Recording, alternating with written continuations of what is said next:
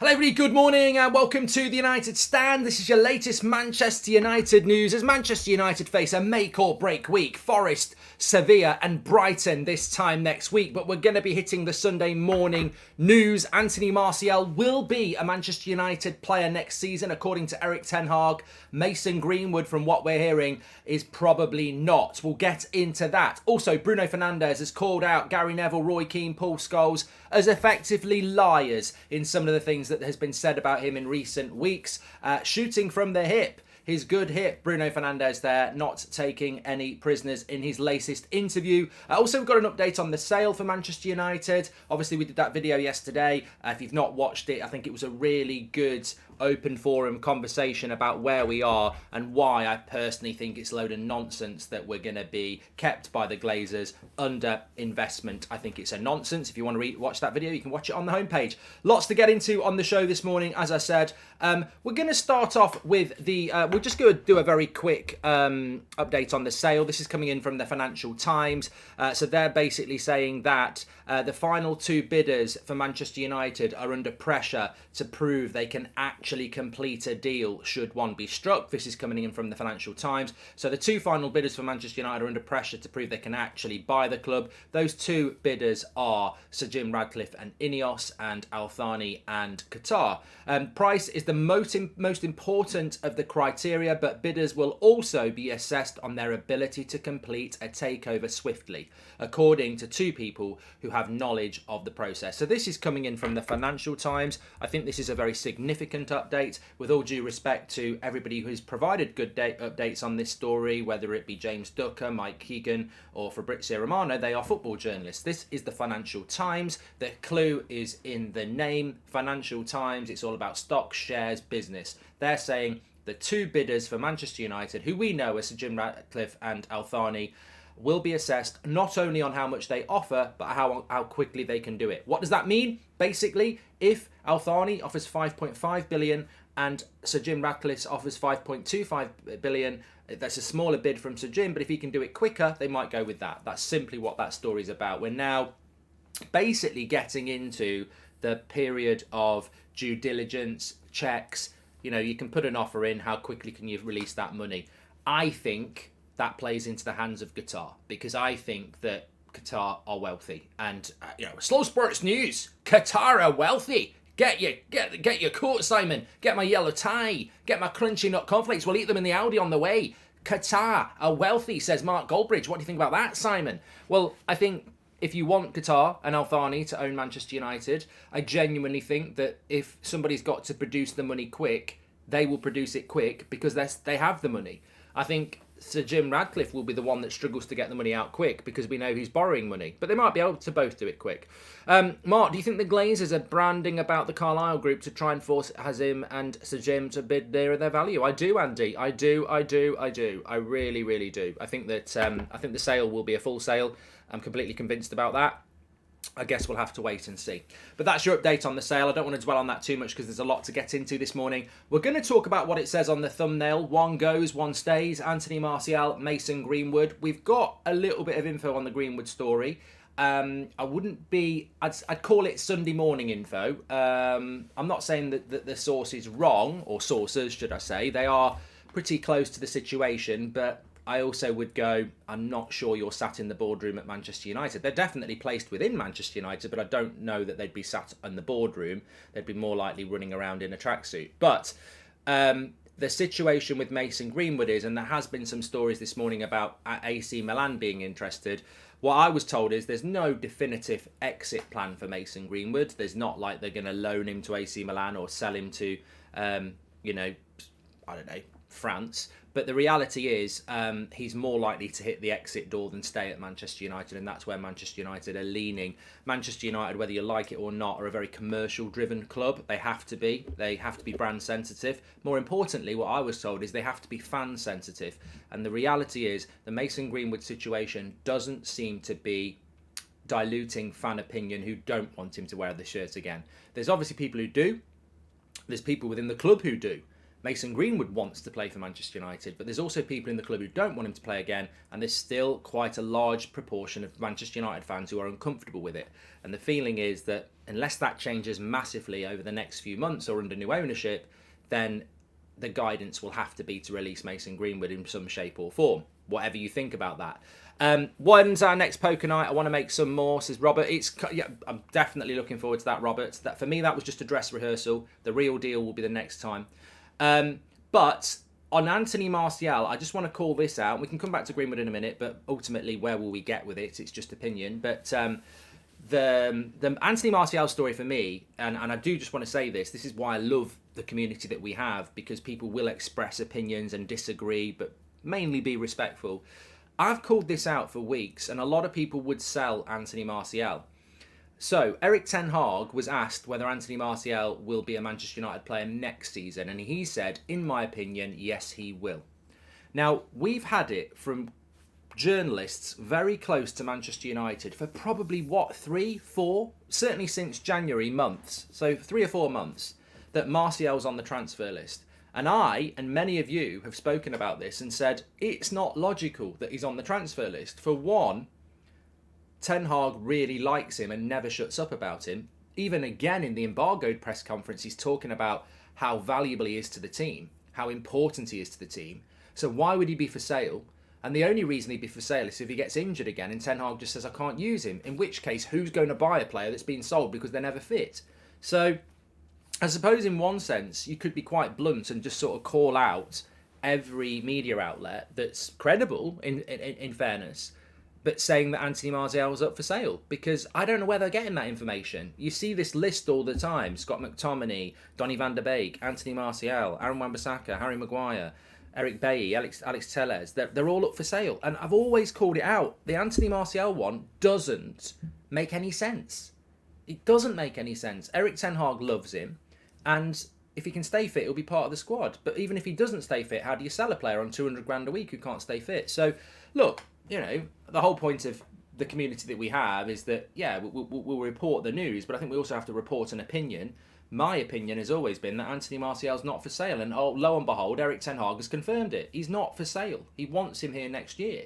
The injuries are a problem and they're a concern, but Anthony Martial's not for sale. So all these stories that we've been having over the last few months that he's up for sale, unless it's a big smokescreen, unless it's like Wan-Bissaka and maybe Martial wants to leave, it's certainly not Erik ten Hag that's putting him on the transfer market. So Anthony Martial is going to be a very important player for Man United over the next few weeks.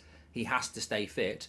And if he does do that, then he becomes a real interesting profile player for next season. Because I personally would like Anthony Martial to stay. We talk about Harry Kane and Evan Ferguson, or we talk about Osimhen and Højlund as two strikers, experienced and young. But if you can keep Anthony Martial fit at 27, I think that if you bring an Osimhen or a Kane in and you've got Anthony Martial, I mean, I'm very, very happy with that. And also, as Ten Hag said, Anthony Martial can play numerous positions as well. Sancho should be top of the transfer list, says Charlie Max. Well, it's a big game. It sounds to me like he's a backup striker, says Slow Sports News. It sounds to me that if Anthony Martial stays fit, he will start games for Manchester United. Now, I'm not going to commit and say where he will start, but I think Erik ten Hag values him so much that he would use him off the left. He might use him in behind the striker. I think Anthony Martial's got a big part to play at Manchester United under this manager if he can stay fit. In fact, I would go as far as to say, Goldbridge hot take on a Sunday morning, get the coffee on. If Anthony Martial can stay fit, he's probably under the best manager he's been under since Louis van Gaal bought him. I think he's absolutely got the right guy in world football. I don't think there's a manager out there that will treat Martial any better and with more respect than Erik ten Hag does. If you collate the amount of comments publicly that Erik ten Hag has made about Anthony Martial in the last 4 months, it's almost like the amount of questions asked about Harry Maguire in an interview, in a press conference. He's probably spoken about him as much as he's spoken about Marcus Rashford. So Martial has the, he's got to try and stay fit. We know he works hard. Ten Hag's mentioned that. But I don't think there's a better place for Anthony Martial to be. So it's interesting, but I just wanted to basically call it out and say, we've been told he's up for sale. I've never heard he's up for sale. And in fact, if you listen to Ten Hag, he's saying completely the opposite to that. So Martial's probably going to stay. We're going to sign a striker. And as I said, the latest, and this is not definitive, so don't start celebrating or start crying. Don't get the tissues out either way. The reality is at this moment, Mason Greenwood wants to play football, and at this moment, Man United don't want him to play for Manchester United. And at this moment, the latest out of the club is that it's more likely he leaves than he stays, because they can't get over this barrier that if they put him in a Man United shirt, it's going to alienate and upset a certain section of our fan base and a certain section of our sponsors, which, it's a little bit, people will say that's unfair because it should go to a vote. We're not voting for Brexit here. This is one of those situations where if there are 10 people being asked an opinion on something and 2 of them say no, you can't just go with the 8, because the 2 actually represent the whole, and you can't turn your back on that small proportion. And that's the situation United are in. Some people think this should be done on a poll. It's not going to be done on a poll. If it's 55% stay and 45% no, you've got 45% of your fan base and your brands and everyone else going, we don't want this person in a United shirt. That's very damaging to Manchester United. So look, we'll see what happens. I don't really need to give a judgment on it, because I don't think we're going to get a judgment on it for a while. As I've said, at this moment, I don't care whether Martial's injured, Rashford's injured, Weghorst is injured. If Mason Greenwood was playing up front today against Nottingham Forest and he scored a goal, I'd be ridiculously uncomfortable with that. Sorry if people disagree. Welcome to the world of opinion. But I would be personally very, very uncomfortable with it. And that is just my honest opinion. It doesn't mean I wouldn't become used to it. It doesn't mean my opinion matters more than anyone. And it certainly doesn't mean I'm saying kick him out of the club or anything like that. I'm just saying right here, right now. In 4 months' time, let's see where we are. Good morning. Is this Phil Jones in the squad? No, he's not, Mohammed, because he's not even registered in the squad, so I don't know what that's all about. Talking about calling people out, let's go to Bruno Fernandez, Manchester United captain. Erik ten Hag has been speaking about the captaincy and says normally we've got a captain on the bench and a captain on the pitch. Obviously, that's Maguire on the bench and Bruno on the pitch. Today, we'll have both captains on the pitch. I don't know whether that's a good thing, because I believe it's very clear that Bruno Fernandez is the captain. Erik ten Hag was asked about that, and he said, look, at the end of the day, it's not a problem. We need more leaders in this team. And he spoke about, the responsibility of the players against Sevilla and how we were in control of that game, and we let that game go because we didn't control it. Peter Schmeichel mentioned it. I mentioned it. Some of you mentioned it. As soon as Bruno Fernandez went off the pitch, that team was rudderless, disorganised and inviting pressure.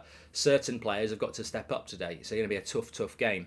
Anyway, Bruno Fernandez was speaking about, in general, his frustration and how, he gets called out for being a bit petulant in this. And he was asked about the comments about him, especially after that Liverpool game. Remember there were certain comments about his conduct and whether he wanted to come off the pitch and stuff like that. And he said, look, we all know pundits have to say something to keep their jobs. The more bad things they say, the more work they get. Sometimes we all have to live with that. But for me, it's about my teammates being okay with that. Whenever they are not, I would like them to tell me so I can calm myself down. Most of the things that were said after that Liverpool game were complete lies. Some of the things that they said are just to seek attention. Well, look, you know what? I sort of get where Bruno's coming from. If I'm a player for Manchester United and I'm hearing people say, I'm an embarrassment, I wanted to come off the pitch and all this, and it is lies, you're going to be very, very frustrated. On the other hand, I'd also say it doesn't really assist Manchester United to have current players calling out ex-players, and vice versa in a certain sense. But I suppose the pundits, at the end of the day, we can sit here and say Bruno Fernandez is a load of shit. We can sit here and say Bruno Fernandez is the best player of the season. It's opinion, and I think that opinion does matter. And it's slightly contradictory from Bruno to say he doesn't take any notice of it, but then he's speaking about it, of course. What I'm trying to do is play devil's advocate here. I stuck up for Bruno quite firmly on the fact that there was no way he would ever want to get subbed off. And I felt that was a misread by certain ex-players, because they should know that as well. We all watch Man United play every week. It's very clear that Bruno Fernandes would never want to be subbed. He got subbed on Thursday night and he was having a tantrum. He would never want to be subbed. And that was just a misread of the room by the punditry. And I think there was a bit of a pile-on. I think that Bruno became what unfortunately does happen quite a lot with this club, the foreign player seems to get victimised over the British player, and I think that's because the British player tends to be on WhatsApp with some of these ex-players. But Bruno got victimised, definitely. But I think he should have just kept quiet, really, because ultimately I don't think it serves any purpose for me personally to hear Bruno say, I don't take any notice of ex-players and they're liars, when actually you have taken notice because you're talking about what was said. You've literally said what they said after the game was lies, so you have listened to it and you've responded to it. You've basically put petrol on the fire a little bit, and I don't think, at the end of the day, every ex-Man United player should be on the same page as Bruno Fernandez. We should all want the same thing. We dreamed the same dream. We want the same thing. We want success. So I'd rather everyone was on the page. I would rather personally say, why can't Gary Neville, Roy Keane, Paul Scholes and anybody else who's got a problem with Bruno sit down with Bruno like they do with people like Maguire, etc. Why can't they sit down with Bruno and build a relationship that they have and had with people like Solskjaer and Carrick, and that's why they stuck up for them when they weren't very good as coaches like Solskjaer. I'd rather see that because we're all on the same team. I don't want to see... Because what could happen is, in the case of Roy Keane, from what I've known of Roy Keane for the last 40 years, is that being called out as a liar in public is not going to make him go, let's have a chat. I think it will make him think, right, next opportunity I get where he has a bad game, I'm going to, call him out. And ultimately, Bruno Fernandez is the captain of Manchester United, and Roy Keane's the best captain we've had in Premier League history. So you want them to be on the same page. But I understand why Bruno's called him out, because they've called him out. But look, on top of that, let me just tell you this. It doesn't matter whether it's the United stand or John on Twitter with 100 followers. If John on Twitter after the game today says, Bruno Fernandez is just a Portuguese Marcus Albrighton, and it gets loads of retweets, I guarantee that will find its way to Bruno Fernandez. And I think you know that, and I know that. They're on social media. Some of them watch what we're doing, and I think they should do. Whether they... It's never personal. It's passionate. I get so many people say to me, I wasn't really sure about United Stand and YouTube, but actually it's made me more of a Man United fan. I don't agree with everything you say, but it's made me more engaged on a daily basis with Manchester United. I'm interested in the politics. I'm interested in the financials. I'm interested in players coming through, transfers, injuries. I'm way more into Manchester United than I was before the United Stand. And that's why there are players at United, whether it's youth or senior or ex, who do keep an eye on it because they're interested in where things are going. If you are a modern Manchester United player and you've got social media and you've got brands, you have to be brand aware. So whether you're a centre-back or a centre-forward for Man United, you've got to be brand aware. And the best way of being brand aware is looking at this live chat every morning and seeing where is their mood. Because if I'm the agent of a certain Man United player and I'm going, I watched United Stand this morning, they were talking about you, they're really positive about you at the moment, let's get out there and do a little bit of a positive piece with the Daily, the Telegraph or something like that. Or I'll go, at the moment, that last interview you did, people think you're an absolute knobhead. Right, we need to work on, on the pitch and off the pitch at making you good. So they are listening, they are watching, and that's the thing. And I think they should be. But I don't want to see ex-players and Bruno Fernandez, disliking each other, because I think ultimately that's not going to serve as well. We know how powerful the press can be in creating agendas. In your opinion, Mark, besides Bruno, who's the most influential player in this team? I find it ridiculous, the criticism of a player who loves Man United, Stephen.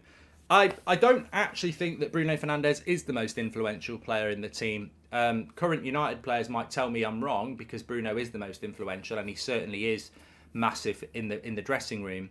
But looking at it as a fan, I think Casemiro is the most influential player, because I actually think if Bruno didn't play on Thursday, which he's not going to, nobody's in meltdown, because they're going, we've got Sabitzer, we've got Eriksen, and we will miss Bruno on Thursday massively, but we do have Eriksen and Sabitzer who can do that role. If Casemiro is out, we haven't got anyone who can do the role. So at the moment, Casemiro is the most influential player because we miss him. Now, Joe says Martinez is, but I think in relation to Martinez, you're right, but Luke Shaw did that job in January with Varane, and it was very, very good. So I'm not saying who's the best player. I just think that in Bruno's position, we've got some cover. In Martinez's position, we've got Luke Shaw. But I agree with Brian Foskett that when Bruno's not in the team, you know it, and you really do know it. But I think Casemiro, we just literally don't have a replacement for Casemiro, if you know what I mean. So that's my point on that one. So there was something else I wanted to talk about. So yeah, massive week for Manchester United. Erik ten Hag has been speaking about it.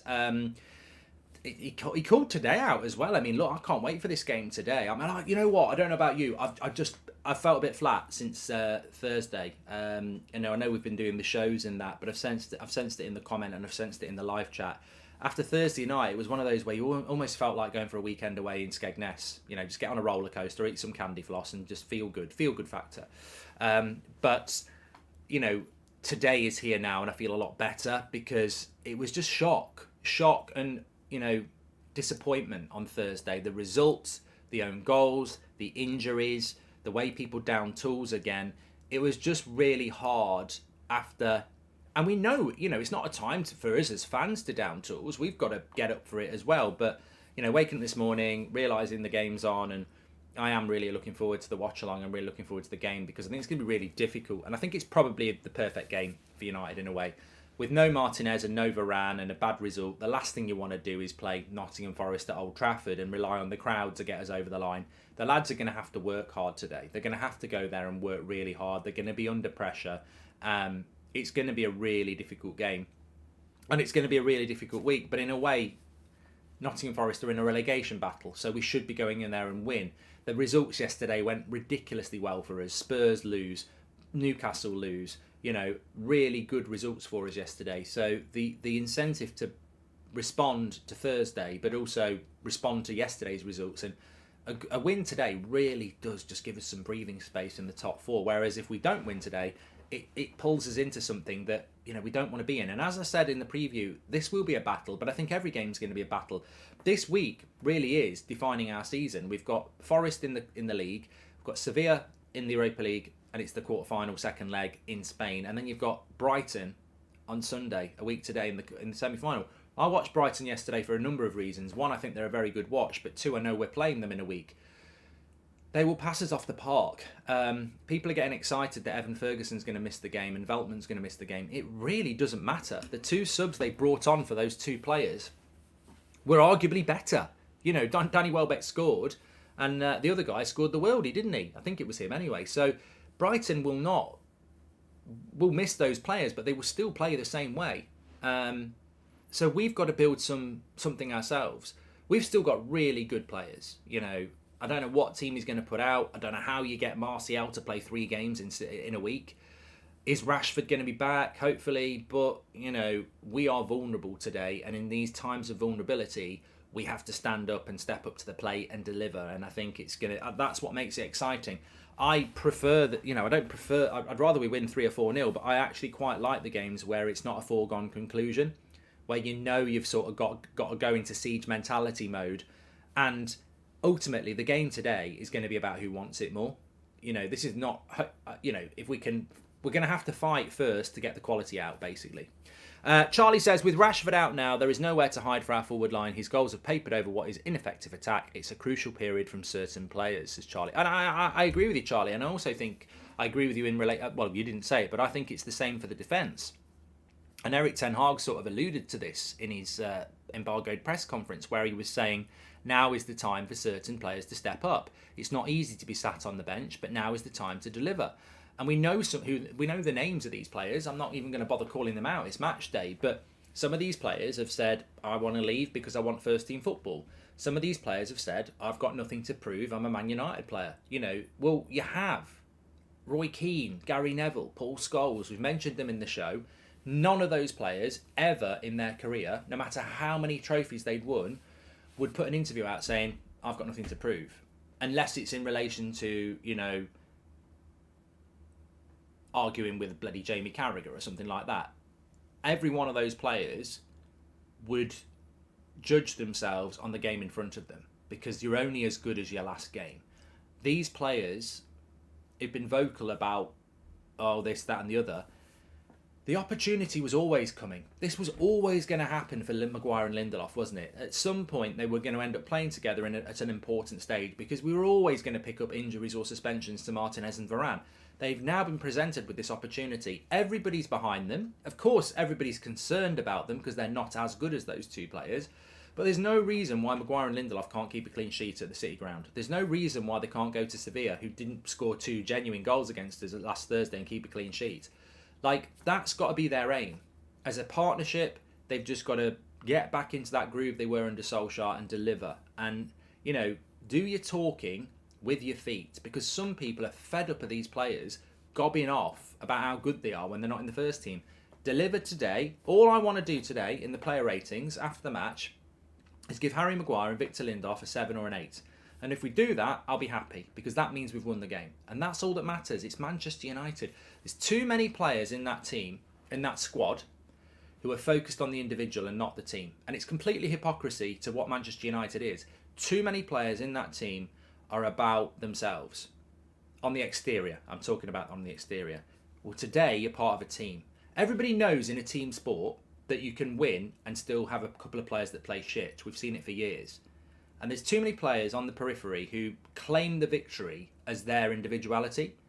I could play for Man United and they could probably still win, because they could probably carry me against certain oppositions. So we are a team. We are not a set of individuals, and we need to play as a team today. And we need everybody to deliver. And if we do, we'll win. 5:45 here at AM, IPA in hand. Much love, Mark, and TOS community from Lexington, Kentucky, USA. Just win, says Jack. Thank you very much, Jack, for your super chat there. And Tomo says, hi, Mark. Just want to say how important it is for Bruno to be captain. Having the same leader week to week does make a difference, and all this swapping with Maguire doesn't do anyone any good, says Tomo. I mean, I wasn't going to talk about that, but I can talk to you about that, because I've actually asked people about this, and I've asked people about this for weeks who are sort of close to the dressing room. And what I've been told is that, look, there is club captain like some football clubs have. We've seen it at Barcelona with Puyol at the end of his career. We've seen it with Azpilicueta at Chelsea. They are club cap. We've seen it at Man United with Gary Neville, I think Ryan Giggs as well. You have a club captain, but they don't necessarily play. They are respected, they are listened to, and they wear the captain's armband whenever they come on the pitch. But then you have the captain who's there week in, week out, who really is the captain. The situation at Manchester United is that when Bruno Fernandez is on the pitch, he is the player that everybody listens to because he is the captain. But when Harry Maguire's on the pitch, he wears the armband. Now, Ten Hag knows that Bruno's the captain, and he's not going to take the captaincy off Harry Maguire. But this team has been very successful this season with Bruno. So the players trust Bruno.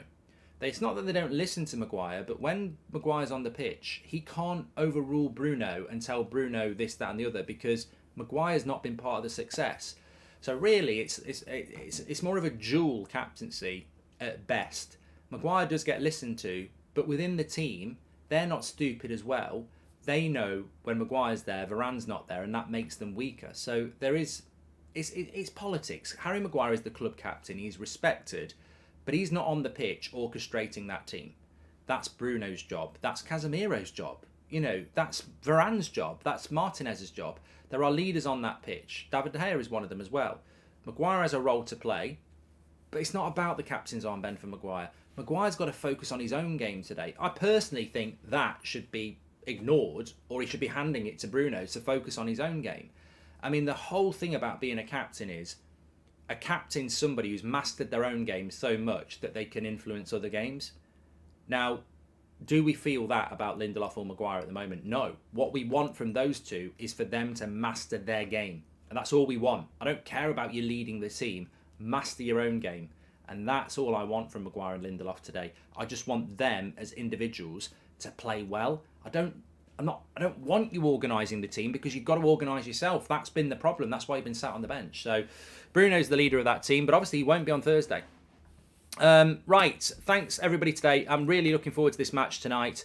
Well, I say tonight, it's early afternoon, isn't it? We'll be live at 3:30 with the team news. Kickoff is at 4:30. Make sure you smash a like on the video. I think we've covered everything we need to do, and I'll speak to you all a little bit later. Let's get ready. Massive game and a massive week for United. Let's go for it. Speak to you all in a bit. Take care. Smash a like on the video. Don't have a good day. Have a great day. Come on, United.